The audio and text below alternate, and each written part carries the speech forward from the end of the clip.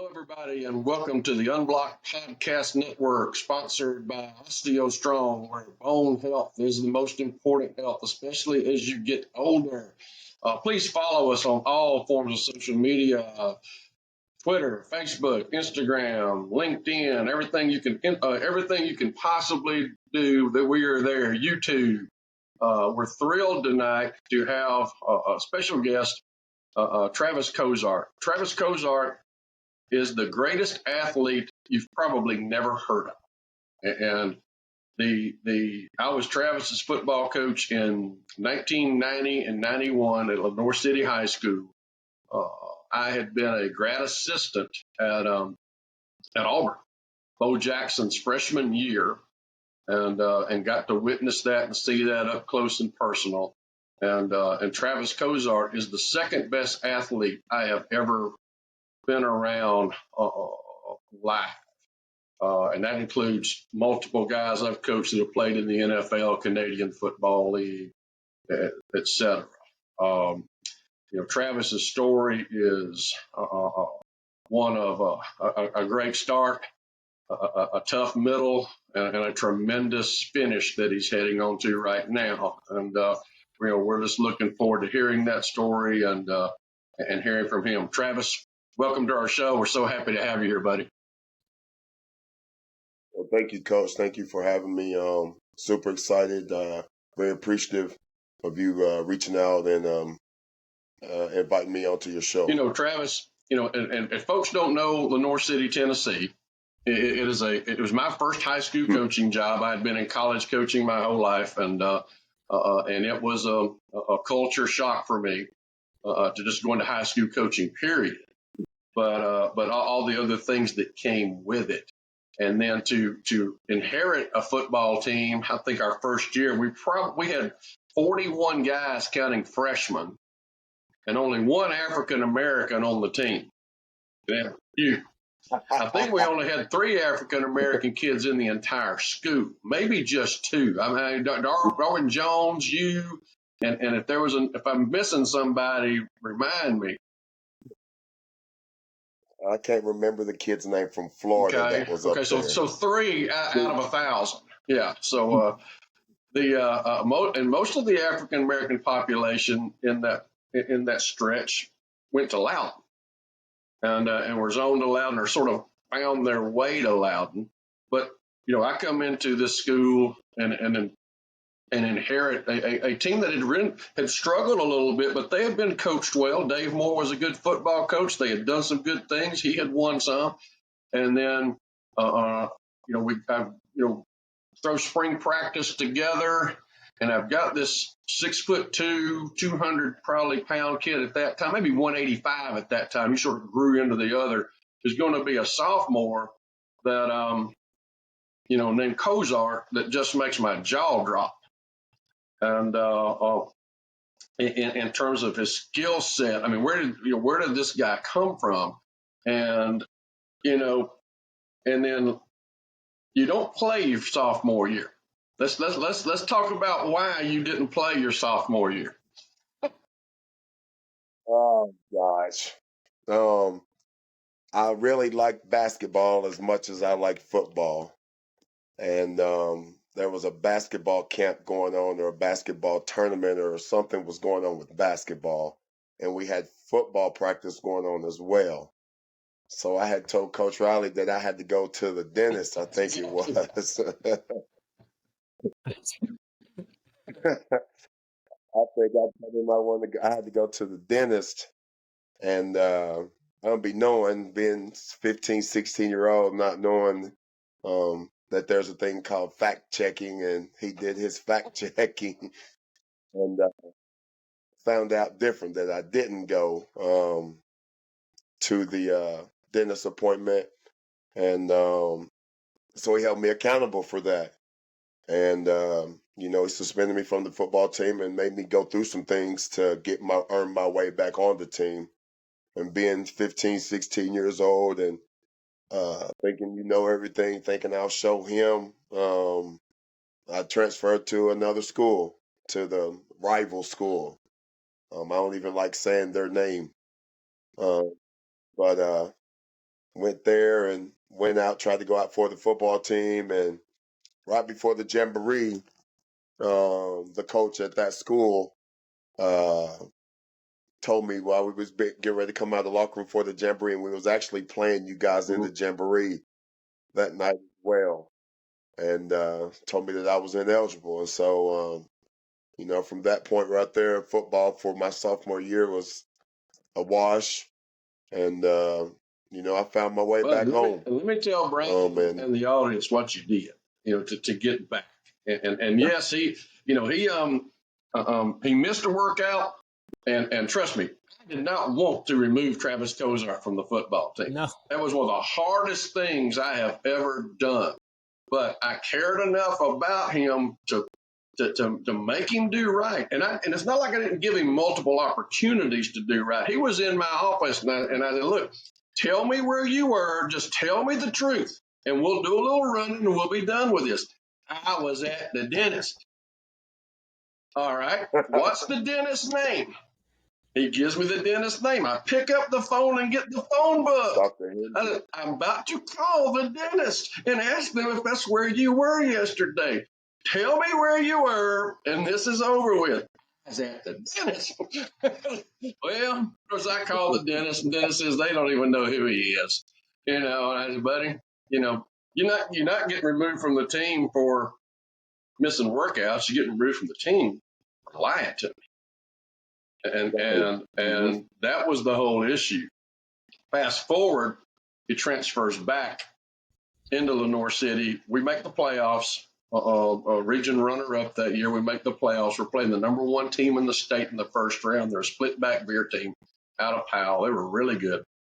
And he comes back and says, what can I do to help this football team? I want to be a part of what's going on next year and down the road.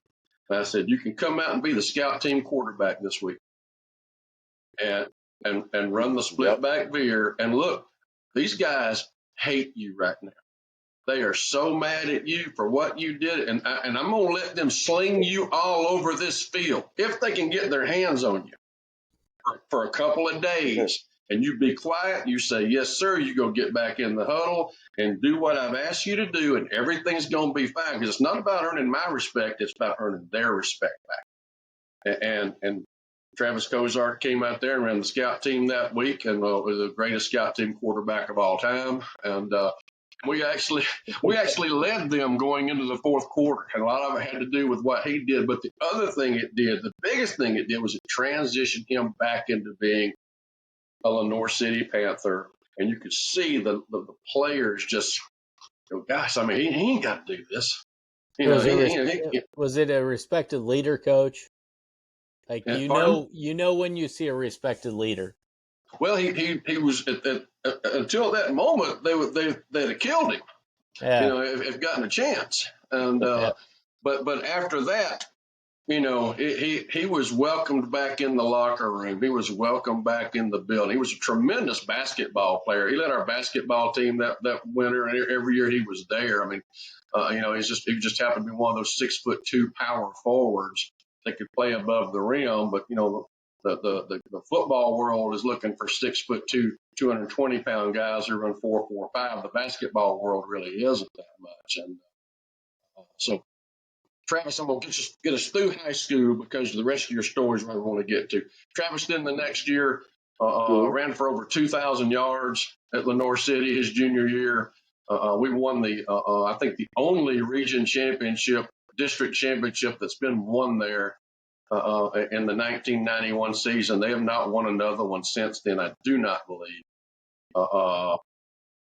No, we got a shot this week, though. They're tied for the region this week. They play Oak Ridge, and both of them are undefeated. So hopefully that streak can be very good. Go Panthers. That'd be great. But he was a dominant player. We played him at free safety in must situations when the game was on the line. We beat the largest school in the state, Farragut High School, and upset them, which is sort of where he became famous, where we all of a sudden, all eyes went into the state of Tennessee, went to Lenoir City, where this 970 student school beat this 3,000 student school on a last second field goal. And he carried us, and we probably would have. I mean, we lost in the first round of the playoffs to Todd Helton, Colorado Rockies. Todd Helton was the quarterback. Pretty good football player too. Yeah, we lost to them in the first round of the playoffs, but he didn't play because he had got his shoulder knocked down, probably because I gave the ball to the big dog probably a few too many times down the stretch. And so he doesn't play that game, and we get beat, by 2 or 3 touchdowns. And then the one of the mistakes that I made in my career was I left that next summer and went to Alabama to become a high school coach in Alabama, and left that team with almost everybody coming back, loaded for bear. Mike could have won it. It was a family situation, a family decision, something that I had to do, and didn't necessarily want to, but I made the move to Alabama. They win 9 or 10, and I think I went 3-17 in the job that I took and got fired after 2 years. So from genius to idiot real fast. But Travis didn't. And one of the regrets I had about that with Travis was he didn't qualify. He ended up being a non-qualifier and having to go to Coffeyville Community College. And I knew and partly that was my fault, because if I'd have been there, he'd qualify. I would have known exactly what his GPA was. I would have known exactly what his scores were. There's no way Travis Cozart would not have been able to go to Tennessee as a freshman if I had been there. And that has one of those things that's haunted me forever, because it sent him on a different path. Now, from there, I'm going to let you take the story, buddy, okay? Sure. From there, I went on to Coffeyville, played out there for the 94-95 season. Was first team all conference at wide receiver, punter, and kick returner. Led the team in reception yards, touchdowns. They moved me to wide receiver out there because the tailback that they had been there the previous year, had led the conference in rushing, and he was a Texas A&M commit. His name was Nicholas Morrell. He's from Houston, Texas. He's about 240, ran a 4.42 40. So once I saw him, I knew that if I wanted to play, I had to find me somewhere else to go for the time being. And, I found a home at wide receiver. And Coffeyville was a big learning experience for me. First time being away from home, not being a phone call away to my grandfather, that's who raised me. So it was a learning experience, wanting to come home and, and all those things that go with being away from your family. And plus, hanging out with the guys, running around, social skills, and maybe some of the social skills that I picked up for the benefit of me as far as my future. When you don't have a lot of guidance and you're out there alone, you start falling out instead of honing your own skills. And that's the easy part, falling in with the crowd. And as I've grown throughout the years, I've learned that honing your own path is nothing wrong with that. But from Coffeyville, I transferred back to the University of Tennessee in January of 95. Came in with a lot of accolades, a lot of press, publicity, being on the TV, in the newspapers, and all those kind of things. I came back with a person that's still a good friend of mine, Leonard Little. He was out there at Coffeyville with me. He went on to become a University of Tennessee legend and play in the NFL with the St. Louis Rams for about 10 years. So, the both of us came in with a high expectation. We was coming into a really good team that they had went 10-2 the year before.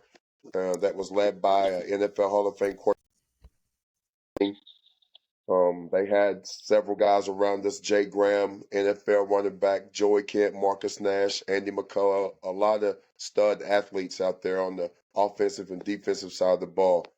And so, I just had to find my way. And one of the best things that happened to me from Coffeyville is that I got to play wide receiver. And so that sort of separated me a little bit from the other backs. I had another skill set that some of those backs didn't have. But outside of that part of it, those guys had a skill set that I didn't have. They had management skills, social skills, coping skills, and all those things that were the things that you need to be successful outside of football. I was 15, 20 minutes away from home, being in Knoxville. I was coming back home, hanging out with the guys that I grew up with, and some of those guys weren't doing the right things as far as making life choices. And as the old saying goes, it's easier to get pulled into something than it is to pull someone out of things. And so eventually, the lifestyle that they was living, man, they not blaming them for nothing. I chose to make the decisions that I made, but that lifestyle pulled me into it. Started selling drugs and all those kind of things that come with running around in the street life. And, eventually come home on the 4th of July for a cookout at home and wound up getting into a fight with some guys back in my hometown and end up going to jail for assault charge. The officer, I guess he was just trying to make it a little bit easy on me, so to speak. But he said, the news will not know nothing about this. We're not going to tell. We're not going to call the coach. It's just a simple assault, blah, blah. And so next thing you know, 6 o'clock news, first thing that pops on the 6 o'clock news is UT ball Travis Cozart arrested for assault in Loudoun County. So during that time, Coach Fulmer, I remember vividly, was going on vacation. He was in Hawaii. And so I'm back up at my dorm, and I get a call on a Sunday. And it was him, so I answered my phone. And all he said was, be in my office 8 o'clock Monday morning. So, that morning, I could just tell by the tone of his voice that it wasn't going to be good, just that he wasn't happy with me. And so when I go see him that morning, he's sitting in there, I sit down and, he asked me what happened. I tell him what happened. And, he has the police report and all those kind of things. And it pretty much says the same thing that I said. But the guys that I got into it with were known drug dealers in another city around here, over in the Rockwood Harriman area, and they was down there. And so, just that perception that you're hanging around with that kind of crowd and representing the University of Tennessee, that's not a good look. And he told me, not even himself or anyone in the building was bigger than the University of Tennessee, which is true. And so he suspended me indefinitely. Let me finish summer school, and he told me that he would help me get somewhere if I wanted to transfer and all those kind of things. And so from that point, I ended up transferring to Western Illinois, out of Macomb, Illinois, and I went out there because one of my teammates from Coffeyville was out there. His name was Brian Knuckles. He's from Charlotte, North Carolina. So I went out there, having a familiar face. Everything's going well. One day we're at practice during the summer, 3 days. The police pop up at the practice facility. And, just something came over me that day. Not sure what it was, but it was just a gut feeling that they was there for me. And so, they get Coach Ball over there, take him back and talk with him. They never came and spoke to me, but you could see they was looking in my direction. So after practice, Coach Ball calls me over in his office and tells me that they were there because they had extradition papers to send me back to Tennessee. For I had an indictment for selling delivery of Schedule II narcotics, which was cocaine. And so they didn't arrest me. My grandfather at the time knew the sheriff at the time, and so called him. And so they let my folks get me a plane ticket, fly me back home. And I went down there and turned myself in. And, just from that moment right there, the ball was rolling in the wrong direction. I had several opportunities to correct things, but not blaming nothing on my grandfather and the upbringing because, the choices I made was my own choices. He instilled in me the right things, the right qualities. He was a military guy, so he worked his whole life, retired from Yale Scoville Logs here in Lenore City. But at the same time, I didn't have that guidance. I'd say that you would need that one that's stern and hold you accountable and help sit down and let you know the path that you're on is not going to lead you to the things that you want to Can achieve. I interrupt you right there? And Because there's a few things I want to touch upon that in that window of time in your life. One was now you were the starting tailback at the end of the spring at Tennessee, right? You had beaten out Jay Graham and all those guys, and I mean you yes, were the sir. man, I still remember sitting in my office at Robertsdale. I had been fired at Coffee and had gone to Robertsdale High School and was coaching there, and I'd come in on gone through the office and checked my messages, and I had a message. I think it was from Randy Sanders. Was Randy at Tennessee at that time? He's a running back coach, All right? right, He was right. Yep. So I had a coach. message Yes, from sir. Randy Sanders that I needed to call him, and so I went to my office and called Randy, and he told me what was happening, and I can still remember sitting in my office crying.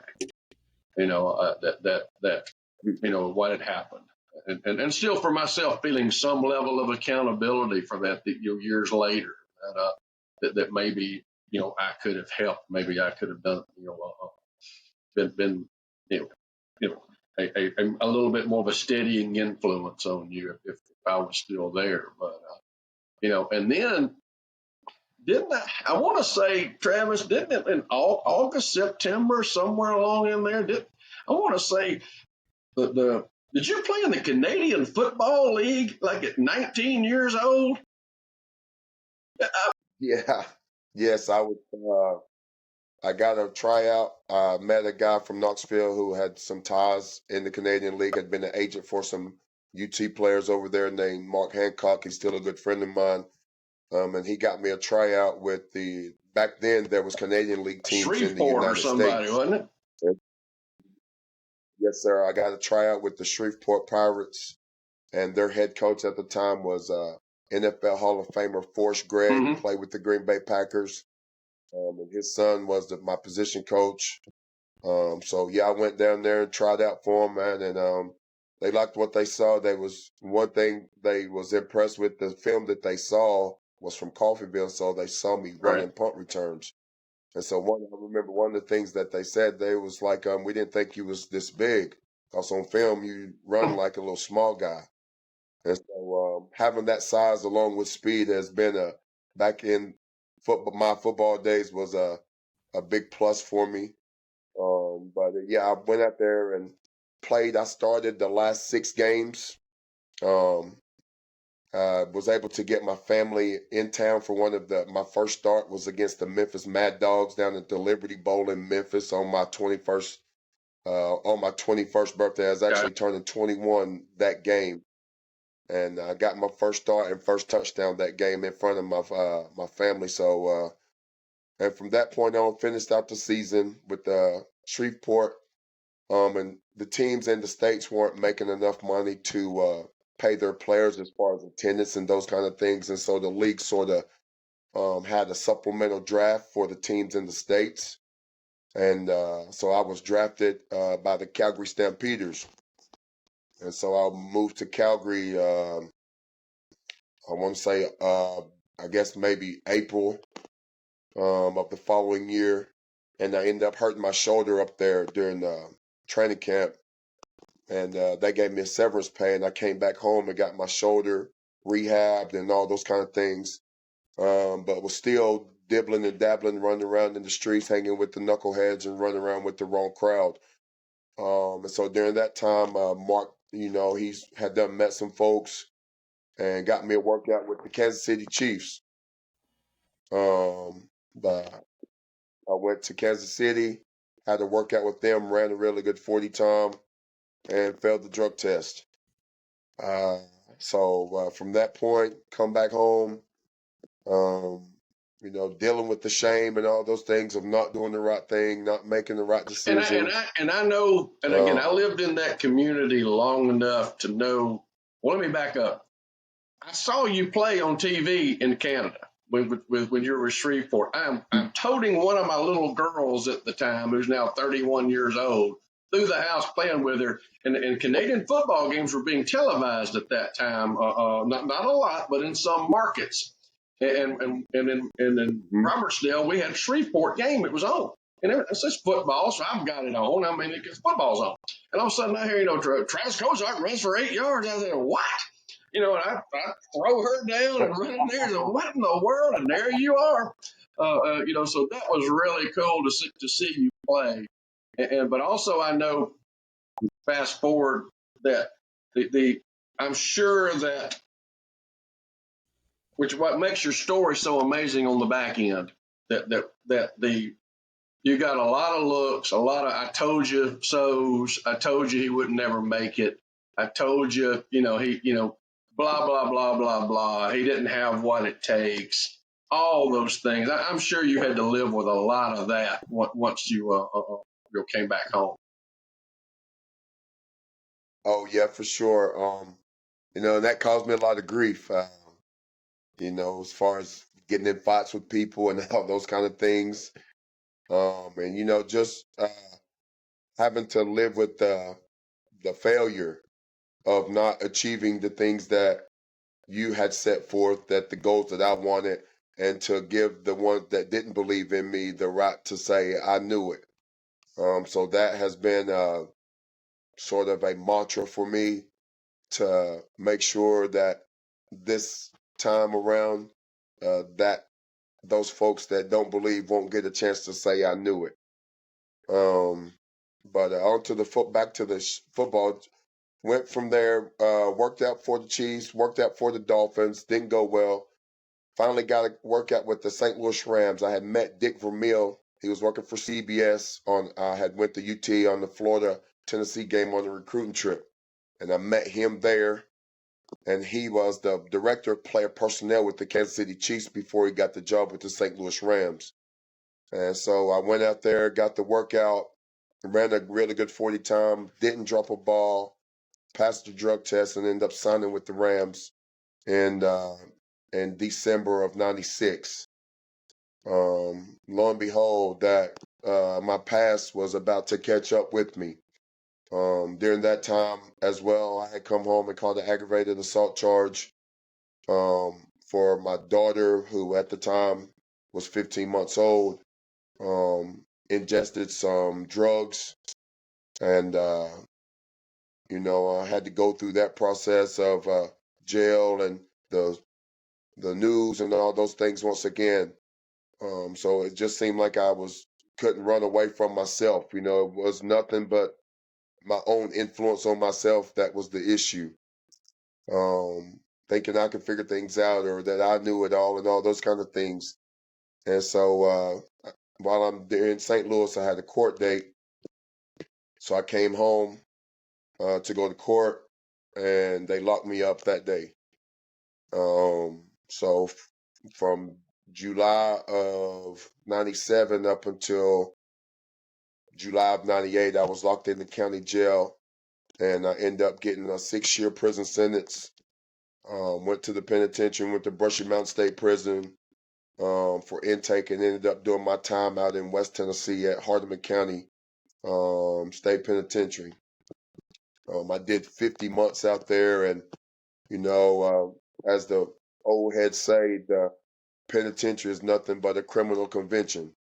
If you're not in there trying to better yourself, you're probably in there running around with the wrong crowd and doing the wrong things. So while I was in there, I got involved with gang activity and all those kind of things. Got in with the Crips and did that stuff throughout my release from prison. Still running around in the streets. End up going back to prison for violation of parole. Flattened that time, I got it back out of the penitentiary. Stayed out for 5 years, and during that time, I got addicted to drugs. I was using coke and all those kind of things. And when you're playing with that stuff, that's something that once it gets a hold of you, it gets a hold of you. And if you don't have the right people around you to help you cope with things and show you a different way, that lifestyle will keep you grounded. And for about 17, 18 years, the majority of my 20s and all of my 30s, it was jail, or penitentiary or drugs or all three combined. And the last 15 years, things have started to move in the right direction. I met my fiance, the lady that I've been with for the last 10 years. We have an 8-year-old daughter. I also have a 16-year-old son who is a sophomore in high school. His name is Travis Cozart II. He plays running back and outside linebacker. And I also have a 26-year-old daughter who lives in Kansas with 3 grandkids. And the biggest thing with my youngest, my 2 oldest had to live with Travis Cozart and all the negative that goes with that. And I vowed to my 8-year-old that she wouldn't have to do that. No, Travis, Sorry. don't never apologize. Your story of redemption is awesome. Well, I can't. We're just now getting to that. That's the cool stuff. I mean, there's we're sort of 3/4 away through the movie, and the hero doesn't look like he's going to make it, but Yeah, the hero's going to make it. So let's finish it up for us, Travis.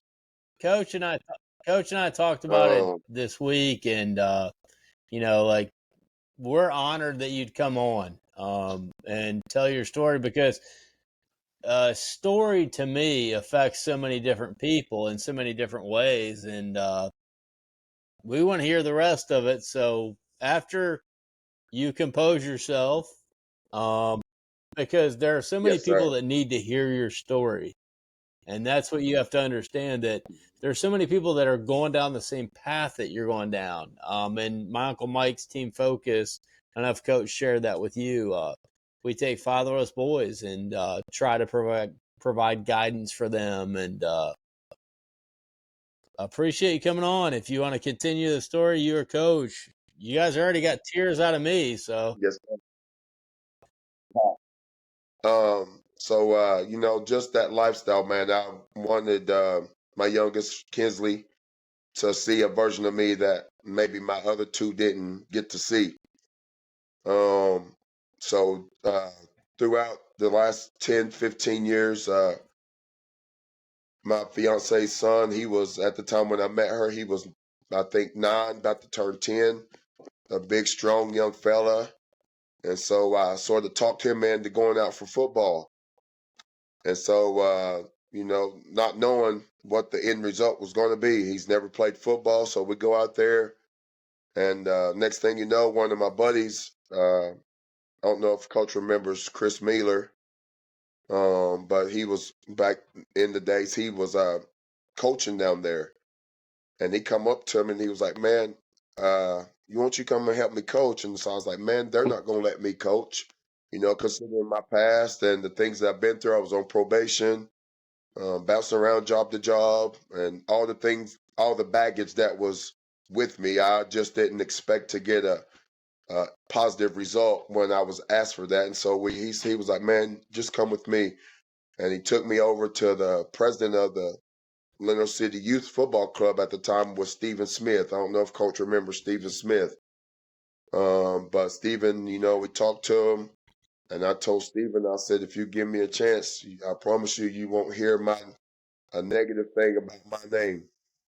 And he told me that he was going to take my word for it and gave me that opportunity. There was some pushback from parents. Of course, they got this convicted felon, drug dealer, drug user down here coaching my kids. I don't, blah, blah, blah. And what won the parents over, I think, was the kids, because the kids believed in me. And that in itself is the biggest blessing of all. Having someone so innocent, 6 and 7-year-olds, believe in you and going and telling their parents good things about me, even though the parents may have negative thoughts, and just giving me an opportunity. So the kids, I owe the kids everything.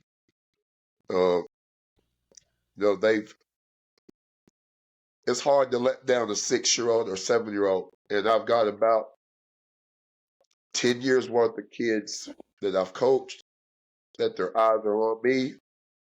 And I got an 8-year-old and my family sitting here with me, that their eyes are on me. You know, and I've got the backing of the community back. And so in your hometown and being a Lenore City guy and establishing my roots back here in my hometown and being able to go out and people see me around and they're happy to see me, want me to coach their kid or want to know when I'm going to be doing skills and drills. I have a sports training program that I do here in Lenore City called Skills and Drills Sports Training. And we do a lot of SAQ work. And it doesn't matter the sports, but I do usually get a lot of baseball, basketball, football kids, whether it be young men or young women. You know, it doesn't matter. I take them all from the ages of 5 on up to high school. And so, you know, it's really been an impact for me, but also a big impact for this community. I get kids coming from all over around the areas, from as far as Chattanooga, from as far as up as the Jefferson City area near Carson Newman. So, you know, things are going in the right direction. I've got a great job. I work for Malibu Boats. Not sure if you guys are familiar, but Malibu Boats is the #1 wakeboarding boat in the country. I'm a team lead down there. Been there for 5 years. Been in the management for the last 3.5 years. Football's going great here for me. I'm coaching my 11U team, which is 6th graders. We finished our season 9-1. We're the #2 seed for the playoffs. We got a bye this week, so I'm going to enjoy this weekend with my family and watch the Vols beat Alabama. Whoa! We've got a prediction here. Watch them Vols beat Alabama, and you know, just enjoying life now. Back when I was 20s and my 30s, I thought I was enjoying life, but now at 49, I'm getting to really understand what living life and enjoying life is all about. And it's all due to some folks believing in me. And one of the things that I try to tell my kids, man, is it's not what you do that's seen is the problem. It's what you're doing that's unseen. No That's the question. problem. Because the unseen will eventually come to the light. And so I'm very transparent with my kids. I tell them everything about me. They know, just like you guys and the folks that's listening on this podcast, they know the story, because it could happen to anyone. And I let those guys know, you don't know at 10, 11-year-olds, you don't know what your body's going to become. But even though you may develop into that 6'2", 210-pound football player, you have to develop the skills off the field that'll help you be successful. Because that was my biggest thing. You put me on the field, I could be successful. I was at home on the field. But when I was off the field, it was like I was in the wilderness just wandering, searching for something to fill a hole, or whatever the void was that I was trying to fill.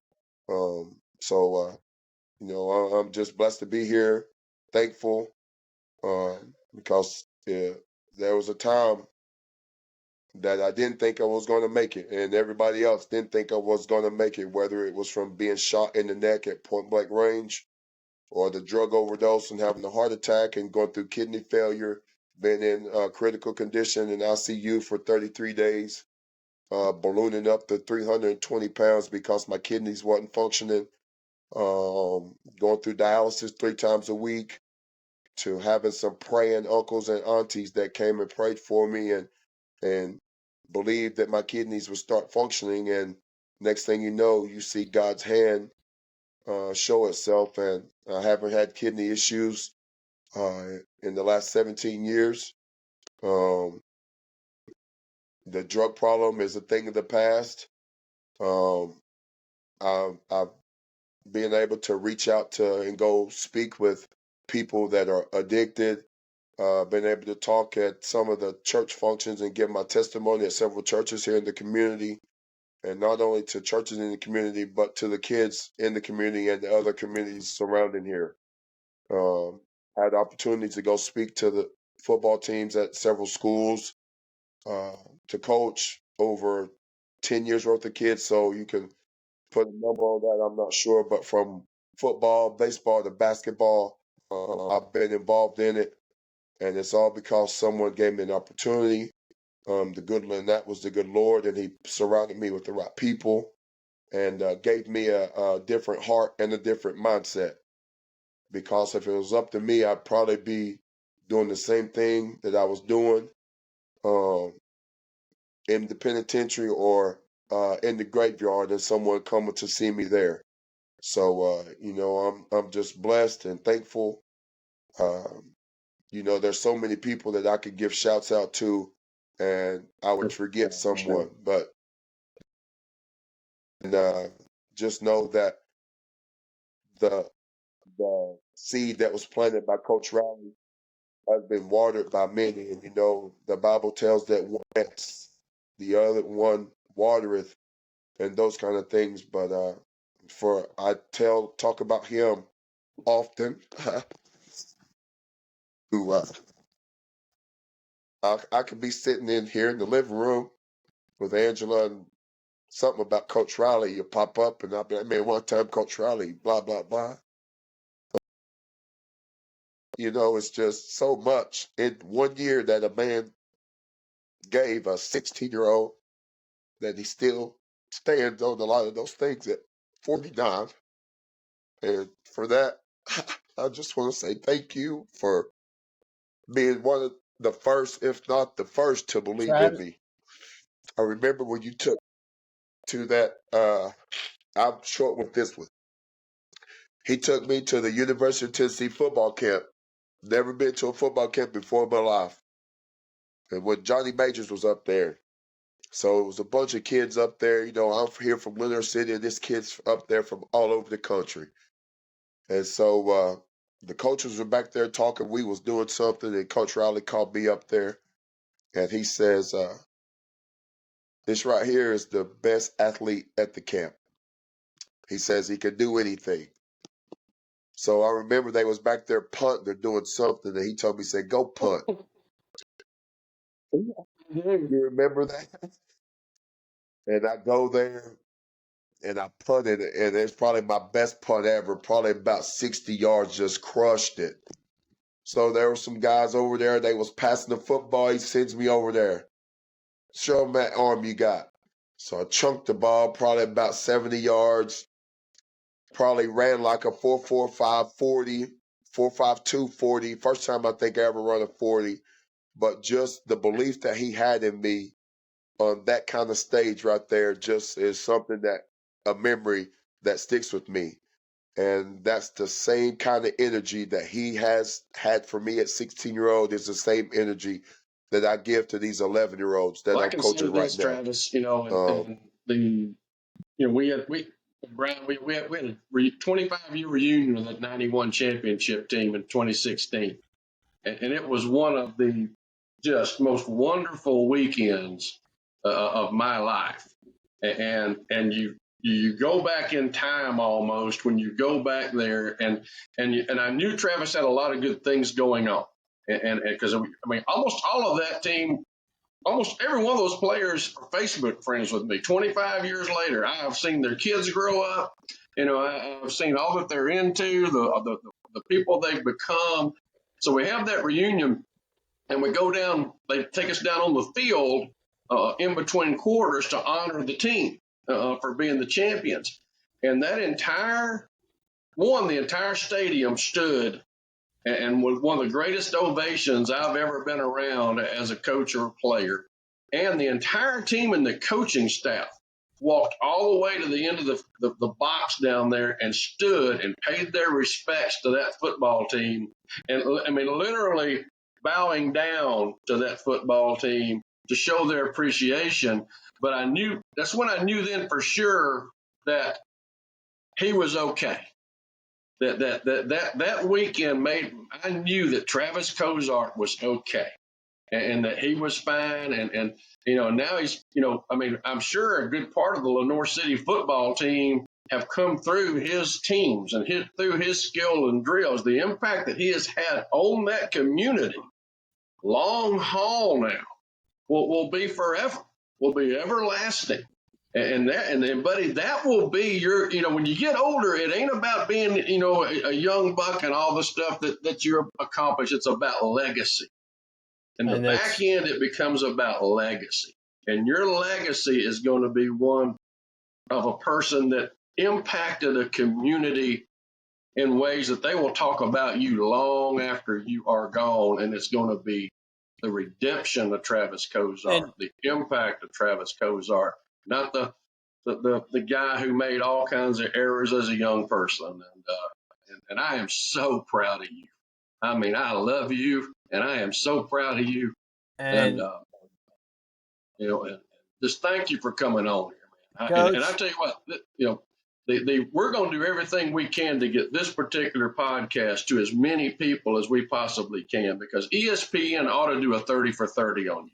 There's no doubt in my mind. I've seen worse ones, a lot worse ones than this, and things that they've covered. Go ahead, Brian. I'm just going to say this, Coach. The story of redemption, he's the first person that made me cry on a podcast, besides my uncles, and I was behind the screen during that. But, Travis, I want you back. I want your legacy to keep continuing, and we do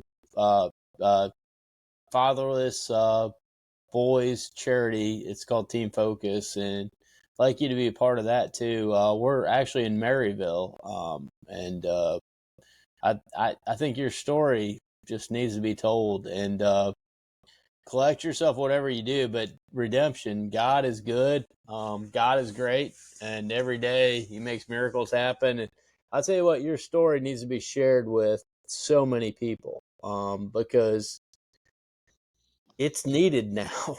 It's needed in a divisive world. And, I know Coach Fulmer pretty well, and I can't wait to talk to him about your story. And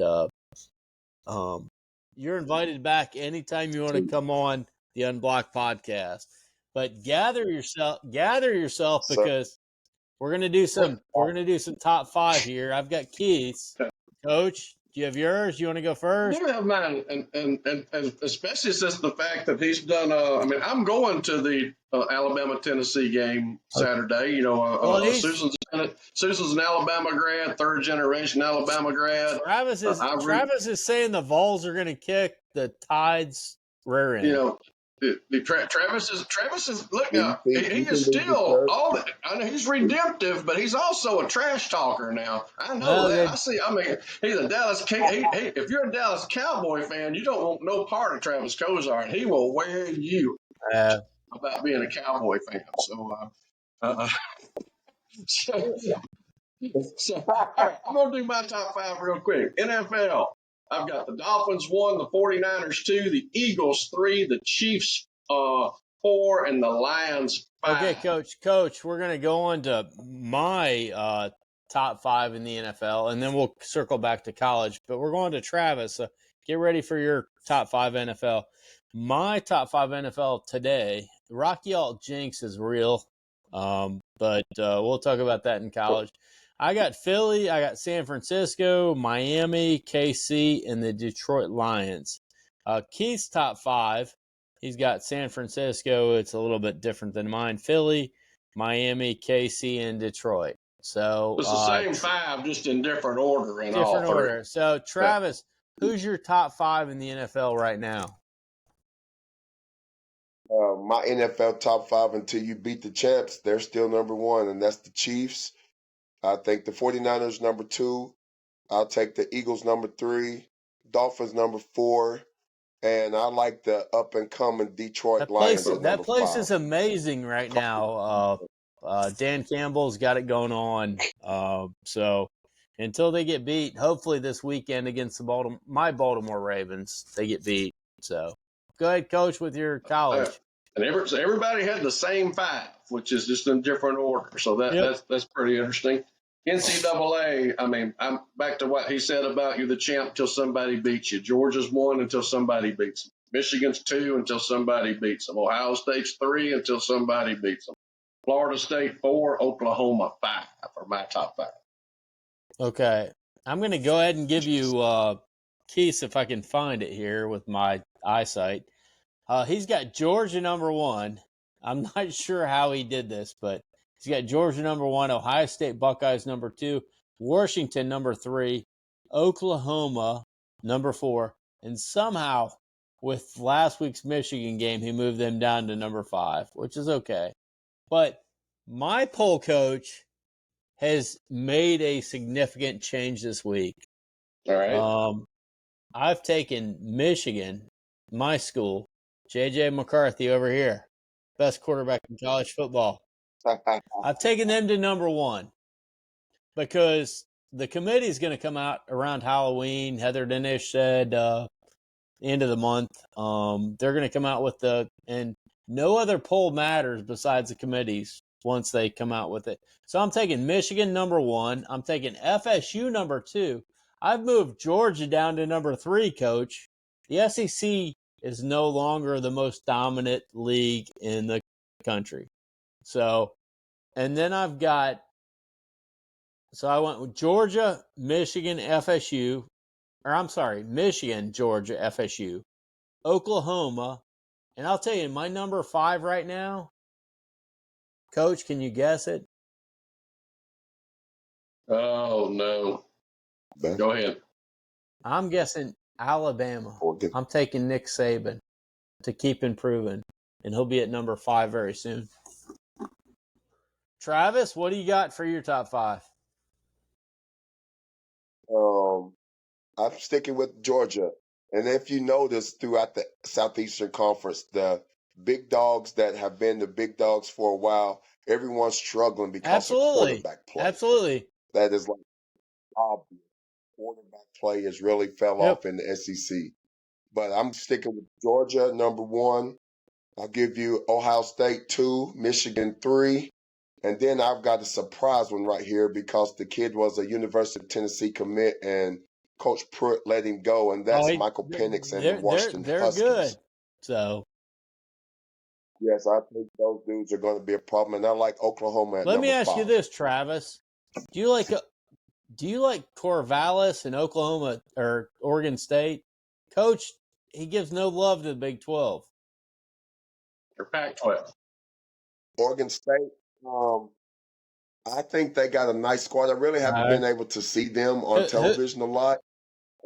But I have some highlights. I like their quarterback, though. I think Clemson is missing him, considering the quarterback down there. But I'm really Travis, who's your guest over here? Introduce. That is Kinsley Rain. Can you? Kinsley, what grade are you in? You're in what grade? 2nd grade? What's your favorite subject in school? Mm-hmm.